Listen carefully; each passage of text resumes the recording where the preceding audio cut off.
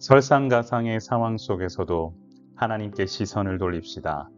창세기 42장 35절에서 38절. 사랑하는 성도 여러분, 야곱의 아들들이 애굽에서 가져온 곡식 자루에서 돈뭉치를 발견하는 순간 그들은 얼어붙었습니다. 두려움에 휩싸이게 된 것이지요. 그들은 왜 이와 같은 일이 일어난 것인지 아니면 어떤 불행한 징조가 있는 것인지 전혀 알지 못했습니다. 그러나 사실 이들에게 다가온 두려움은 그들의 행동에 대한 죄책감에서 비롯된 것입니다. 급기야 시므온마저 잃을 수 있다고 하는 그 불안감이 순식간에 퍼져버린 거죠. 이처럼 내 안에 찾아온 불안감, 죄책감이 해결되지 않고서 참 평안을 찾는다는 것은 불가능합니다. 그렇기 때문에 인간은 더욱 철저하게 하나님을 의지하고 믿음 안에서 사는 훈련을 해야만 합니다. 야곱은 아들들의 이야기를 듣고 극심한 고통에 빠졌습니다. 너희가 나에게 내 자식들을 잃게 하는도다 라는 말은 얼마나 그가 지금의 사태를 심각하게 여겼는지 단번에 알게 합니다. 요셉을 잃은 상처가 가시기도 전에 시므온마저 잃게 되었다라고 하는 충격, 그리고 베냐민마저도 빼앗길지 모른다는 불안감이 동시에 엄습해 온 것입니다. 야곱의 지금 감정을 알 수 있는 문장이 나를 해롭게 함이로다. 바로 이 문장에서 우리는 야곱의 심정을 알 수 있지요. 분명 하나님의 큰 계획을 보지 못하고 인간적인 시각에 갇혀 모든 불행이 자기에게로 임하는 것과 같은 기분을 느꼈을 겁니다. 하나님의 계획을 본다는 것 사실 정말 어려운 일입니다. 자기 상황에 몰입되는 순간 모든 것은 미궁 속으로 빠지는 것과 같은 두려움에 봉착하게 되는 거지요. 그렇기 때문에 우리는 매 순간마다 주께서 부으시는 은혜가 어떻게 되는지를 고민하며 사는 훈련과 연습이 필요함을 기억합시다. 르우벤은 야곱에게 자신의 두 아들을 죽여도 좋겠다고 말하며 베냐민을 책임지겠다고 약속합니다. 바로 이 장면이 과거 동생 요셉을 팔아넘긴 잘못에 대한 진심 어린 회개의 장면으로 볼 수 있습니다. 르우벤이 이와 같이 말할 수 있었던 것은 지금까지 르우벤이 남겼던 말을 살펴보면서도 알 수 있는데요. 그만큼 그도 심경의 변화가 컸고 왜 이와 같은 일이 일어났는지 후회도 했습니다. 이처럼 과거의 잘못을 돌아보고 진정으로 회개할 때 새로운 관계로 나아가는 한 걸음 한 걸음을 걸을 수 있게 됩니다. 회개는 용기 있는 자가 하나님 앞에서 결단하고 사람 앞에서 변화된 모습으로 나아가는 위대한 발걸음입니다.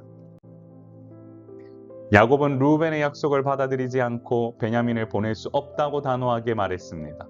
그는 요셉이 죽었고 시므온도 잃었으며 베냐민마저 잃을까 두려워했습니다.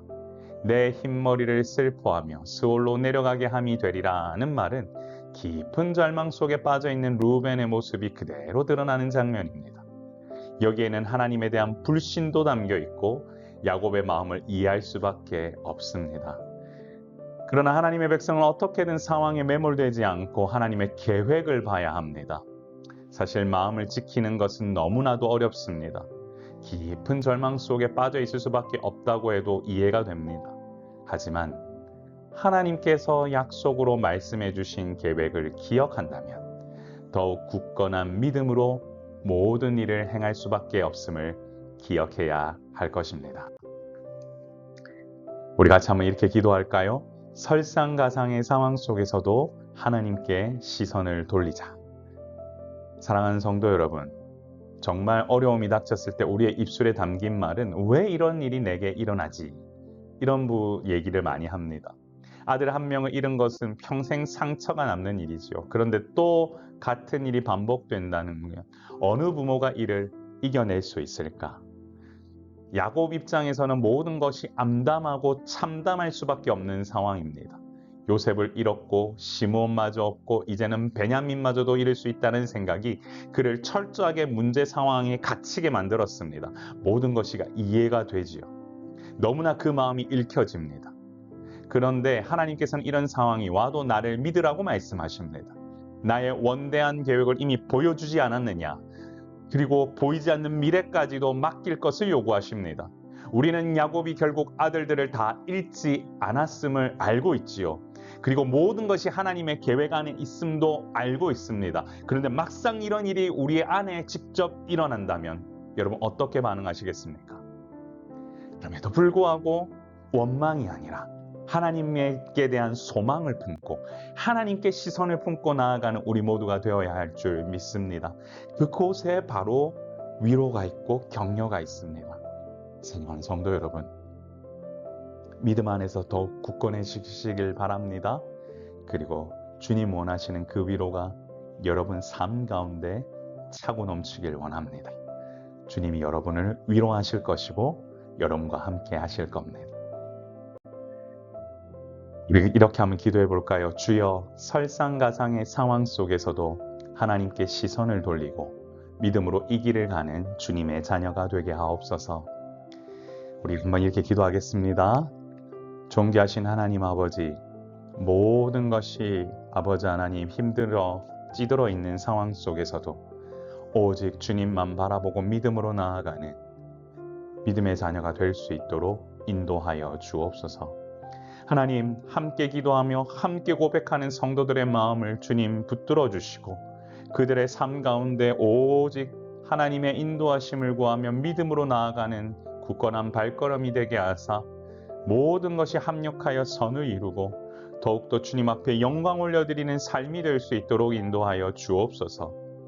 오늘 이 시간도 주님 부으시는 은혜가 모든 성도들의 삶 가운데 흘러넘치길 소망하오니 주여, 이 사랑의 샘물교회를 통하여 많은 이들이 회복을 얻고 하나님 나라를 더욱더 소망하며 그들의 삶 속에 있는 묵은 짐들이 다 떨쳐버리고 주님께만 더욱 집중하며 나아가는 은혜가 넘쳐나도록 인도하여 주옵소서. 주님 원하시는 놀라운 일들이 우리의 삶 가운데 넘쳐나길 소망하오며 우리의 생명 되시고 소망 되신 예수님 이름으로 간절히 기도드리옵나이다. 아멘. 주님 원하시는 놀라운 일들이 우리의 삶 가운데 넘쳐나길 원합니다. 사랑하는 성도 여러분, 27일 토요일 오후 2시에 사랑의 샘물교회 개척 설립 감사 예배드립니다. 오셔서 축복해 주시고 함께 기도해 주시고 이 교회가 출발하는 이 시점에서 함께 마음을 모아 더욱더 주님 앞에 영광 올려드리는 그런 시간 되길 소망합니다. 여러분들이 항상 강건하십시오. 여러분을 기도합니다. 샬롬.